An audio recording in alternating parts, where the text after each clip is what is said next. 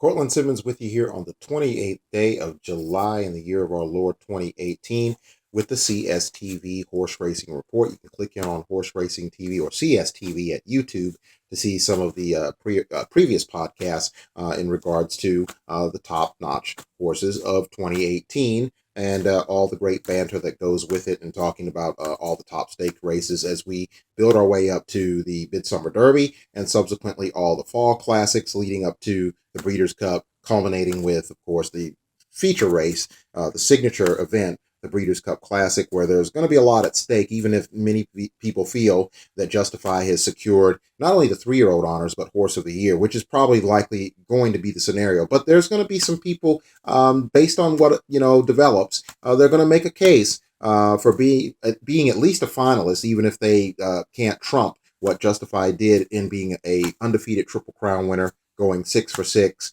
and becoming not only the second undefeated Triple Crown champion, joining Seattle Slew, but the first one to do it as an unraced 2-year-old. Now, of course, he was retired less than 72 hours ago on Wednesday, July the 25th, by Starlight Racing, Windstar Farm and China Horse Club, in conjunction with trainer Bob Baffert. The ankle filling just was not developing, or he wasn't recovering well enough for it to be able to put together a plan B plan in order to get to the Breeders' Cup and try to join his semi-stablemate American Pharoah, also conditioned by Bob Baffert, as being the second horse to win the Grand Slam, which is the Triple Crown and the Breeders' Cup Classic. So Justify will not have the opportunity to do that. And so that was the big news earlier in the week. And the timing couldn't be, well, the timing is never good when a horse is retired, but, given the buildup that comes at the end of July, the first week of August, depending on how the calendar breaks, with these pre-Travers preps, which are classics, and in many ways, to kind of quote Wayne Lucas when talking about the preps leading to the Derby, you could extrapolate that to these pre-Travers events. The Haskell and the Jim Dandy are prestigious jewels to take in their own right. And so it's no different in 2018 than it has been in any other year. And what's at stake now is, with Justify being retired, is who's going to take control of the division? Who's going to be not only the horse that can command the second half of the year, but is that particular horse or group of horses going to be viable contenders against the older horses when we get to the Breeders' Cup and the races leading up to it, if the 3-year-olds engage in events like the Awesome Again at Santa Anita Oak Tree, the Woodward Stakes, which will probably be less likely to draw a 3-year-old. It's the week after the Travers, but the Jockey Club Gold Cup at the end of September is definitely a race that there are going to be a couple 3-year-olds more than likely that will target that, or there's certainly the opportunity to take a look at those races and prepare to compete against the older steed, getting a 5-pound weight allowance where these sophomores would be carrying 121 versus the 126 for horses 4 and up. So that's going to be, that's the $64 series of $64 questions on how these 3-year-olds are going to do. And it's a very interesting list. Going in, previous to this podcast on Friday, the 27th of July, Hofberg, the third place finisher in the Belmont Stakes to Triple Crown champion Justify, runner-up to Audible in the Florida Derby, finished 8th or 9th in the Kentucky Derby, 7th in the Kentucky Derby, won the Curlin Stakes at the same route of both the Jim Dandy and Haskell at 9 furlongs. The time was 150.18, not a particularly impressive time. It was over a muddy racetrack that had been favoring speed all day. Hofberg was able to adjust his running just a little bit. He's a come from behinder. He's a closer. He was able to, after settling into his usual backwards position, he was able to move forwardly and adjust to the fact that in a small field of 5 or 6 horses, that he needed to do a little bit more running on the turn, which he was able to do against an overmatched field.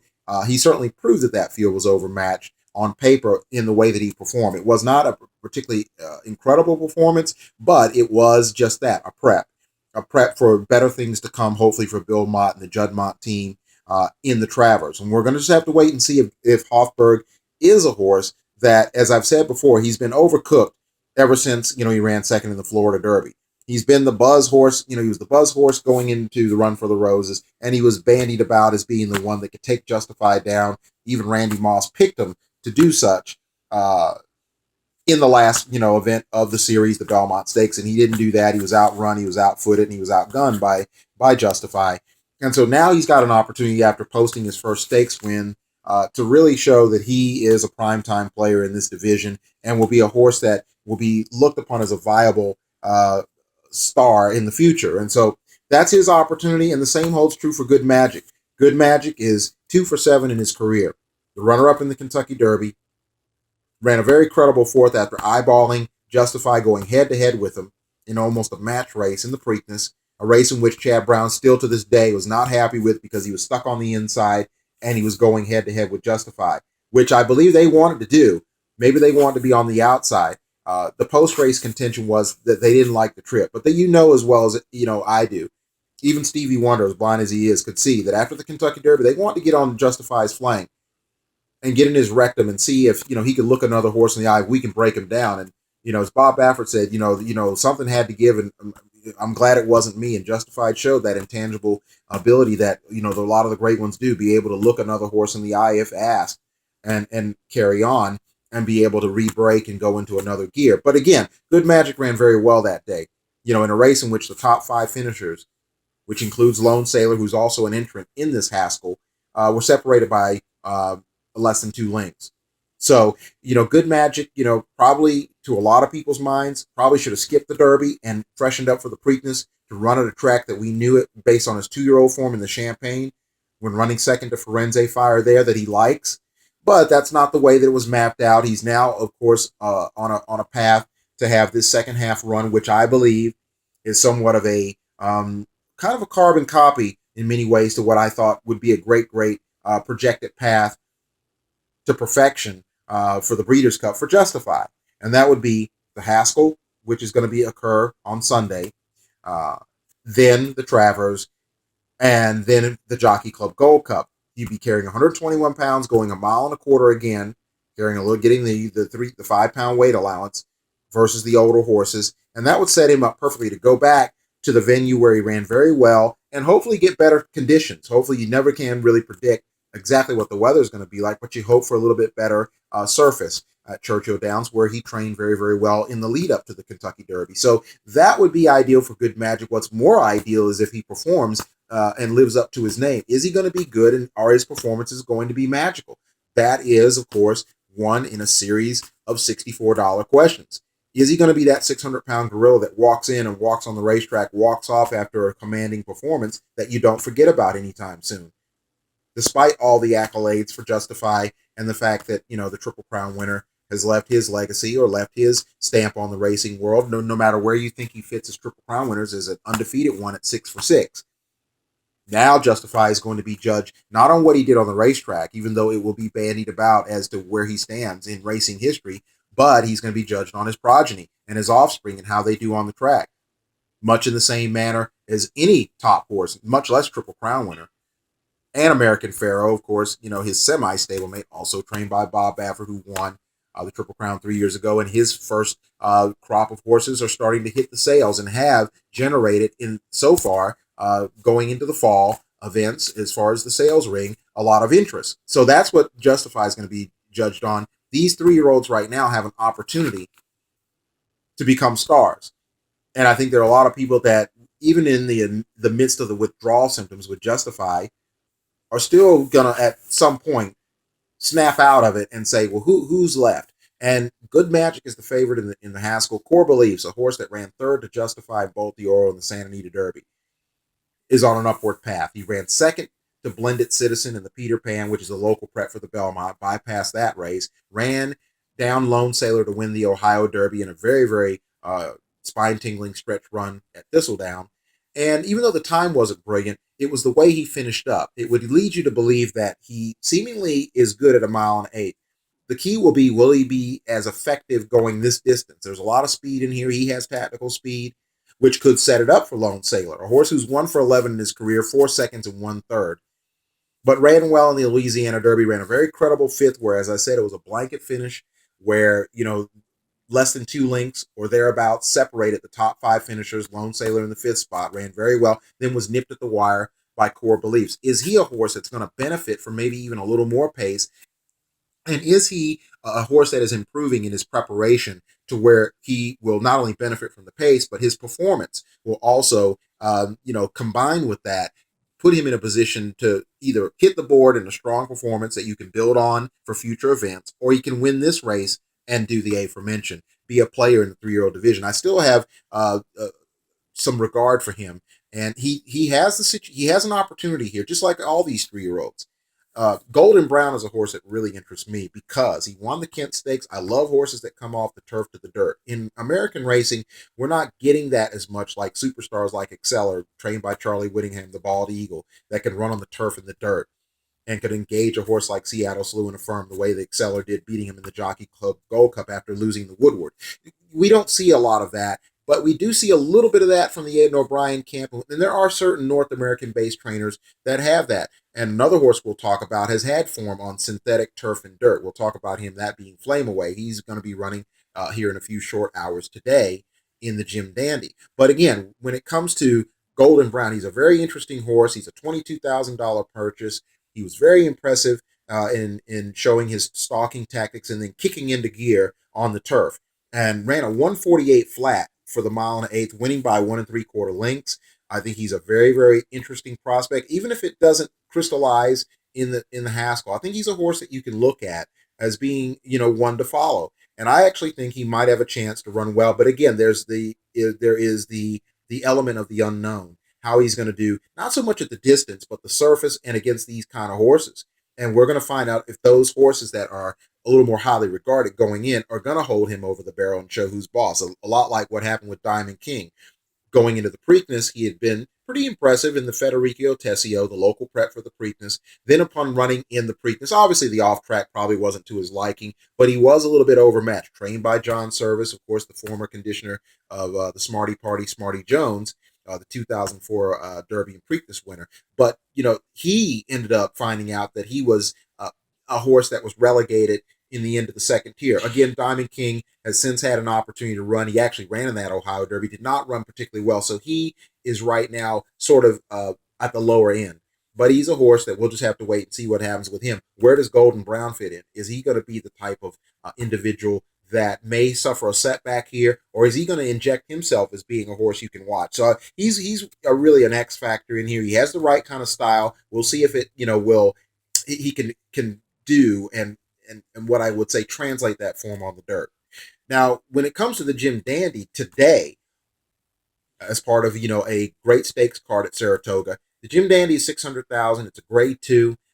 There have been a few horses that have been able to not only win the Jim Dandy but go on and win the Travers. Plenty of horses have come out of the Jim Dandy, just like a lot of your top preps, your top 4 finishers, and run very, very well in the impending Classic. There are a lot of Derby preps that hold that distinction, and the Jim Dandy is somewhat is no different in many ways. What will it yield in 2018? In this field, Flame Away is one of the horses in tying it into Golden Brown, a horse who's won on both synthetic turf and dirt. He was really a hot topic, a lot like Instilled Regard in the first part of the year, the first quarter of the year leading into the Kentucky Derby. He didn't run particularly well in the aftermath. He hasn't won since February.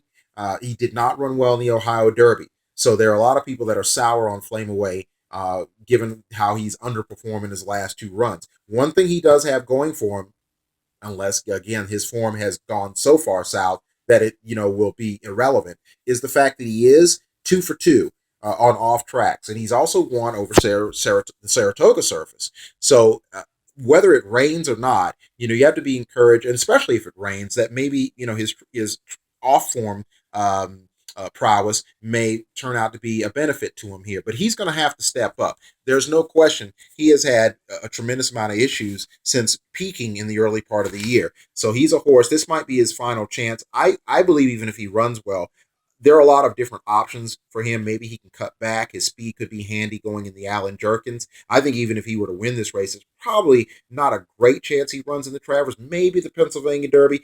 As I've said before, I think he's a horse that could be slotted into a number of places. I do believe he can carry his speed a mile, so that puts him in the Breeders' Cup Turf Mile. He could run in the Breeders' Cup Dirt Sprint at 6 or 7 furlongs. He could be tactical there. Maybe the dirt mile could be an option for him. There's 2 or 3 different options for him, but he's still going to have to run well to give Mark Casse the confidence that, I've got a couple choices here, and where do I cross enter this horse? So he's going to have to run well. Also in this field, of course, Steve Asmussen has 2. The trainer of the reigning horse of the year, Gun Runner, who's now, of course, retired and beginning his stallion career, has Tenfold, who ran very, very well. Like Justify, like Magnum Moon, the now retired Magnum Moon, both he and Justify. These 3 horses were unraced 2-year-olds. And Steve tried to, Tenfold was inserted into the Arkansas Derby to try to elevate and leapfrog his way into the Kentucky Derby mix. Ran a decent 5th, but he was taken off the Triple Crown trail, at least from a Derby standpoint. Came back, ran very well in the Preakness, was a pleasant surprise. Ran 2nd, was just nipped at the wire by Bravazzo for the place spot, finished a very credible 3rd, and there were high hopes for him based on his pedigree, being by Curlin, and how he ran in Baltimore. And then he just got smoked in the Belmont. People say, he had no room to run. When you're on a racetrack with the configuration, the width, and the length of Belmont Park, you can really, it's really, chewing on sour grapes or sucking on sour grapes to say you don't have any running room at Belmont, particularly when the field size isn't usually tremendously big in a race like the Belmont. Traffic is not as much of a predominant issue as it is in the Kentucky Derby. And at 1.5 miles, even if things don't go as well as you would like in the early going, you've got 9, 10, you got almost 11.5 furlongs to get your strategy straight. And so you have plenty of time to strategize, and if you have the tactability, or the versatility to come up with the plan B. So there was no excuse for Tenfold in the Belmont. Like Bravazzo, I didn't like him in that spot as much as I did in the Preakness. I thought Tenfold actually warranted or merited a better chance to do well there. Bravazzo was the horse I really didn't like in that spot. And speaking of him, he'll be running in the Haskell as well. Wayne Lucas seems to be very, very confident.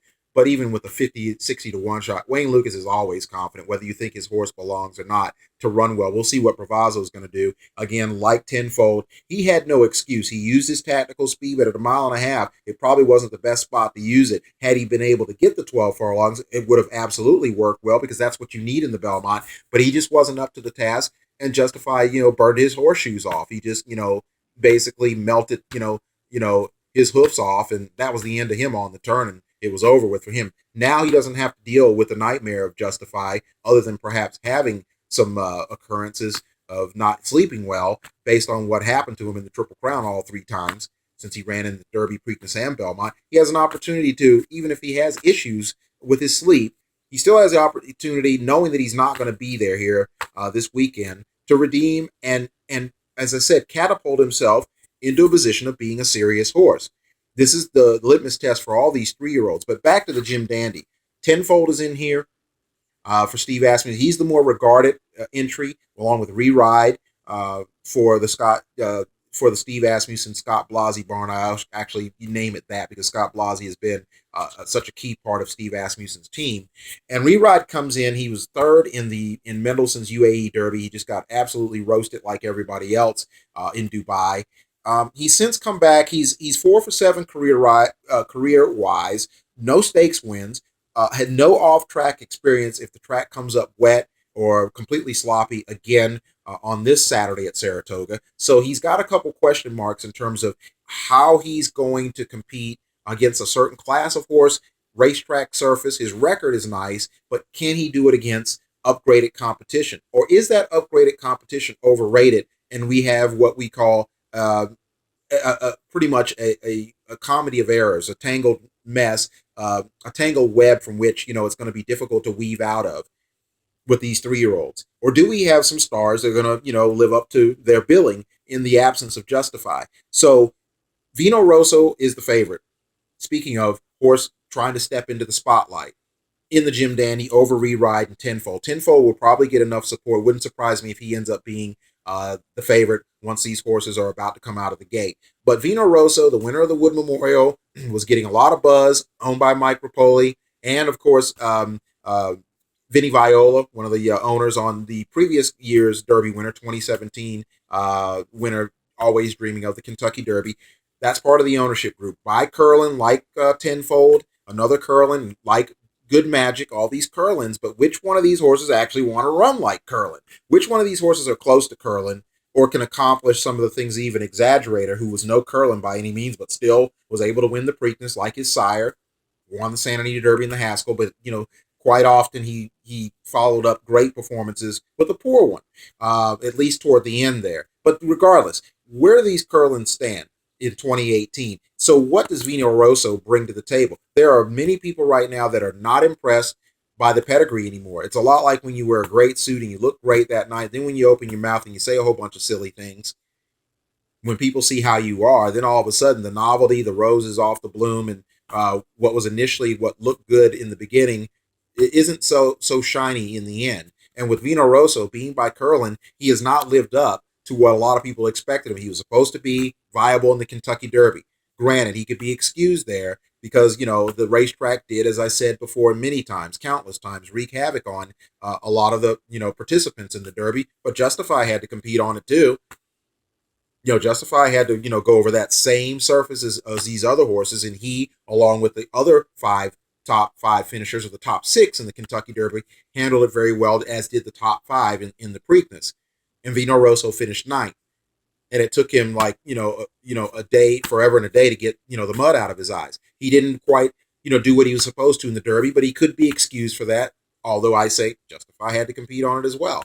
Then in the Belmont, he had time to freshen up, and he was considered to be one of the ones that could take down Justify and thwart and foil his bid for the Triple Crown. And what happened when he decided to try to take Justify on the far turn? Justify let out a notch on him, and like Godzilla, just breathed fire all over, John Velasquez and Vino Rosso, roasted them to a crisp, and that was the end of Vino Rosso. Although I did say after the Belmont, and I will say it again on this 28th day of July in the year of our Lord, 2018, that he did re-rally somewhat in the stretch, showing me that, number one, he's got courage, that the pedigree did actually sort of pan out, that he could go 12 furlongs, just not as well as Justify. He didn't have the brilliance to have that explosive speed that I always talk about, like a Victory Gallop, like a Touch Gold, like an Easy Goer, or Point Given, just to be able to explode over 12 furlongs. But it harkens back to another point that we'll talk about in the future, about how we don't have enough carded races at 1.5 miles. And again, the Breeders' Cup Classic should be 1.5 miles as well. This would give a horse like Vino Rosso and others an opportunity to improve, because I do think that was a good performance and that it could be improved upon.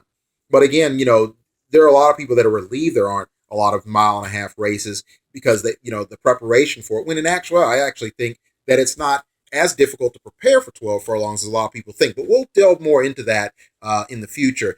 As far as Vino Rosso goes, he's going to have to show a little bit of improvement and show that he's fit and not fatigued from the Belmont Stakes. And we're going to find out a lot about him if at 1.8 miles, which I believe right now to this point is his best run. The Wood Memorial was his best race at 1.8 miles. And there are some come from behinders that are more effective between 8 and 9 furlongs and not as good at 10 furlongs as we think. We'll find out not only in the Jim Dandy, but if he runs well enough in the Travers, if the 1.25 miles is something that he truly, really likes. He's had time to get ready. Granted, the Belmont is always kind of a hard race, but when you're fit to fight and you're a top-notch performer, then the performance level and it will translate. It will carry and play itself out and emerge and surface to the bubbling point on the racetrack. And Vino Rosso's got some things to prove. But he's not the only one. He shouldn't feel bad. He shouldn't hold his head down in shame. This is what's left when the top dog, is off the grid. And in Justify's case, he is the champion 3-year-old. And so now we're left with these other horses that I talked about all year long prior to the Triple Crown as being horses that you think, or it seems really, there's a great chance they're going to be viable in the Breeders' Cup. That confidence probably isn't quite as high. I will admit it's not quite as high as it was earlier in the year, because some things have happened, whether it be Audible being taken out of training to possibly come back around Christmas time or the end of the year. Todd Pletcher would prefer to have it at Gulfstream, the home of the Pegasus Invitational, which probably will be a $20 million race this coming January in 2019. That's the target for him. Magnum Moon, his stablemate, who, like Justify and Tenfold, an unraced 2-year-old, was undefeated after the Arkansas Derby, got beat in the Derby, had a troubled trip, sustained an injury in a workout there, for those who don't know. he's not only retired, but his stallion career is also in question. So not an entirely ideal situation for him. He is another horse that would like Audible you could get excited about, which spoke to the depth of this class. Mendelssohn is, of course, since running last in the Kentucky Derby in that deluge in Louisville, has since flopped in the Dwyer at the flat mile, losing to a horse in Firenze Fire, who does his best running at Belmont, but was not expected to beat Mendelssohn as convincingly as he did. And Mendelssohn disappointed there. The Pennsylvania Derby is still a target for him, but there are more question marks than ever now after the disaster, the Derby disaster. So, those kind of, things happening within the division, along with My Boy Jack, a horse who I was high on after having to go 6 wide in the Louisiana Derby, where he still finished a very, very strong third to the chagrin of most people, and then was 9 wide in another poor ride by DeSormo in the Derby and still came on to finish 5th. It would appear that those races took a little something out of him, although I think that they pulled the trigger too early to put him on the turf, something that Matt Bernier from Daily Racing Form has always said was in the mix for My Boy Jack. He ran in the Belmont Invitational, it was a disaster, so now he has dropped down a few decibel points. So there are a couple horses that have not only, that have either dropped into the abyss or they've dropped down, on the depth chart in terms of where they stand in the division. And so My Boy Jack is in rehab right now after suffering third-degree burns as a victim to the victim of Catholic Boy in the Belmont Invitational. So, those third-degree burns that he sustained while getting roasted by him at the Belmont Invitational, of course, now put him in ICU for a few minutes. So that's what's changed the division, and now there's a little more of a question mark in terms of how good these 3-year-olds are going to be when we get to the fall. How good are they going to be prior to that in the coming weeks, in the immediate future, when we get to the Travers? So there's going to be a lot of things that are going to happen. And when you look at the Jim Dandy, this is a race for Vino Rosa to prove that he can win, even though the setup may not be absolutely ideal. Speaking of which, there's another Lucas entry in here. Bravazzo's going in the Haskell.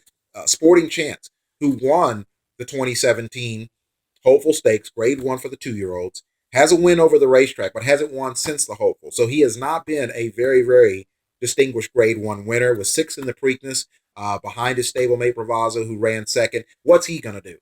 Will he give Lucas some options, even if he's not what you consider a absolute Travers horse?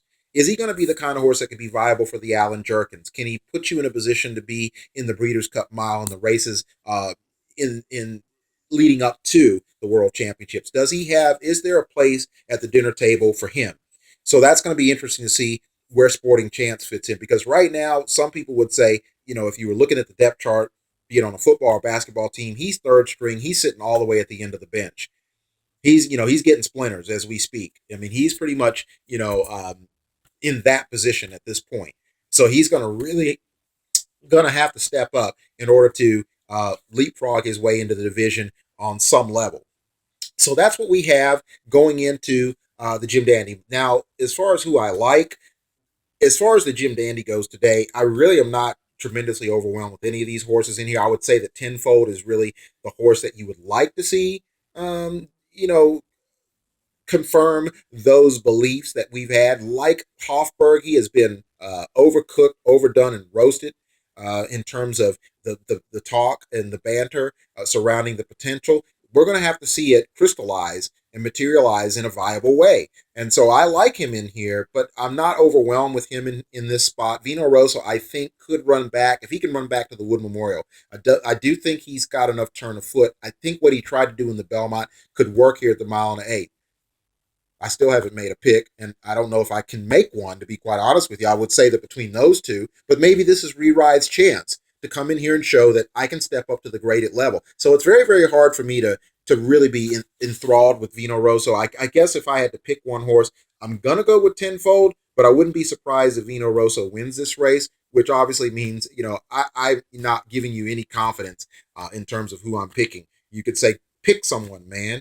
But, again, I'm not really overwhelmed. Now, the Haskell has a little bit more, not so much of a handicapping dynamic or benefit, or it seems to be more attractive from a standpoint of betting on it. I'm not a hardcore gambler. But if I had to guess, obviously, I love Good Magic, after the Bluegrass, and loved him even more after the Derby. Thought he ran well in the Preakness. Now the question is going to be, how good is he now? And he's the obvious favorite, but I've been liking how Core Beliefs has been performing. This is his Kentucky Derby Preakness in Belmont. This is his opportunity to step into the spotlight. What will happen? What is Core Beliefs going to do? And I'm very curious. I like him in this spot. I do give the edge to Good Magic, but it sets up really nicely for Lone Sailor. Did that Ohio Derby set him up to run even better in a race like a lot like the Derby preps, in which certain scenarios may not develop, but in a 20 horse field, you may have a better chance to have some 401k, some benefits be brought your way. Maybe there's more pace if you're come from behind her. If you're a stalker, there's enough speed to where you don't have to take up all the running. So is it going to be a race that sets up for Lone Sailor to do even better than he did at Ohio? Is it going to be more beneficial? But he's going to have to show form. So again, I like Golden Brown. He's an interesting horse, but he may be like Diamond King was in the Preakness. He just might not be ready for these kind of horses, but I love the way he ran in the Kent Stakes. So, but if I had to choose a horse, I'm kind of hunching on Core Beliefs to spring an upset. But, I think Good Magic is, if I'm telling you how to bet your money, I think that it would be pretty wise to go with Good Magic, even not only in win scenarios, but in other scenarios in case he does get beaten, maybe use Core Beliefs. And if you believe Lone Sailor can pick up the pieces if it melts down, or if he can just flat out battle horses that don't, completely fall apart on the front end, perhaps he will, to coin a phrase, justify your belief in him. So it's a little more of an interesting betting race, in addition to it being a more, at least on paper, a more, attractive race to watch overall. So I like Core Beliefs in here just by a little bit, but Good Magic, if he's as classy as I thought he was earlier in the year, he should be on an upward swing to strut his stuff the rest of this year. So we'll just have to wait and see. So that's what we're looking at going in. We'll talk a little bit more about Justify and the aftermath of his retirement and where he stands in racing history, along with some previews of some of the other top stake races right here on CSTV Horse Racing Report 2018.